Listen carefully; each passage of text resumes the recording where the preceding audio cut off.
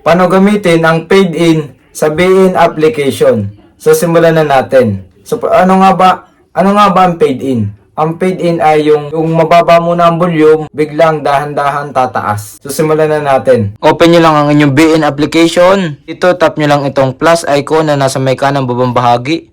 At dito tap nyo lang itong new video. Then itong save button. At dito mamimili lang kayo ng inyong gagawin. So sample lang natin is itong ating video. Then click natin itong next button. Dito makikita nyo na dito yung paid. So tap nyo lang yung paid.